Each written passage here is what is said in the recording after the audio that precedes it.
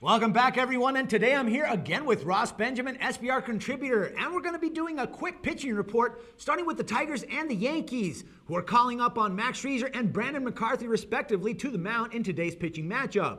And we all know how well Scherzer's been doing recently, but what's your take on McCarthy, Ross? I mean, do you think that him coming to New York before the trade deadline has helped him?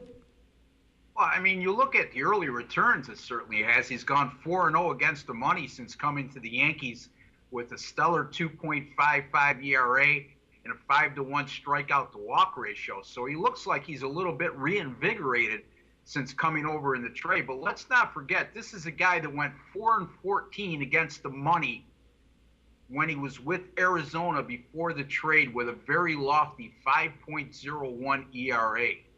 Now, like I just mentioned, Max Scherzer has been playing very, very well recently, but do you think that he's starting to display some of the dominance that he showed us last season?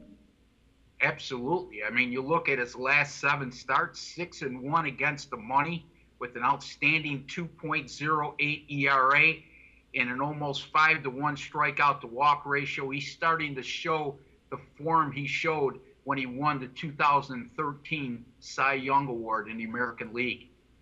Right. And now finally, Russ, I mean, taking all this into account, I'm kind of hinting that your lean is towards Scherzer here, or am I incorrect? Well, no, you're right, on the right track, no doubt, Dax. I mean, I know that Brandon McCarthy has been impressive for the Yankees thus far. The fact of the matter is due to get exposed and against a powerful Tigers lineup, this could be the situation when that occurs. On the other hand, Max Scherzer, like I alluded to, has just looked absolutely terrific of late. I got to give a huge edge here to Max Scherzer over Brandon McCarthy of the Yankees.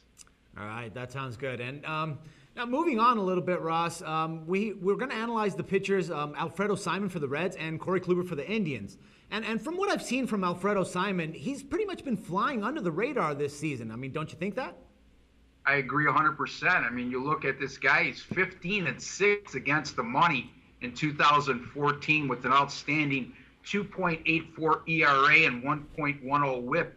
He's been extremely profitable on the road as well, Dax. He's gone 9-2 against the money on the road, and he's shown a profit of 8.33 units against the money line on the road this season. So he's definitely flown way under the radar.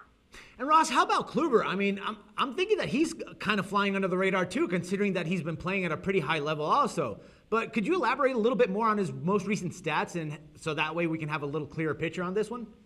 Well, I mean, if Alfredo Simon has flown under the radar, then Corey Kluber has absolutely flown under the not too safe to fly zone. I mean, he's been absolutely on fire over his last 7 starts with a superb 1.32 ERA, a microscopic 0.73 WHIP, and a better than 9-1 strikeout to walk ratio. Just absolutely fabulous of late. In his last 2 starts, Dax, he's tossed 2 complete game shutouts, allowing 2 hits in one of those games and 3 hits in the other. So this guy's absolutely on fire entering tonight.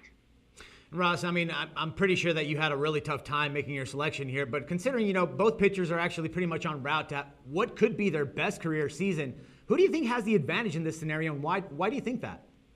I just think that you have to give the edge to Kluber here. If you just look at his dominance over the last 7 starts, all kudos goes out to Alfredo Simon, who's having a terrific year, as I alluded to.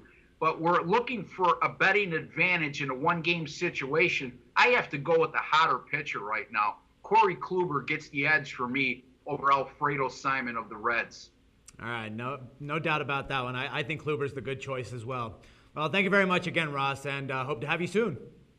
Always a pleasure to speak with you, Dax. Thank you very much. And for SportsbookReview.com, this is Dax Floyd.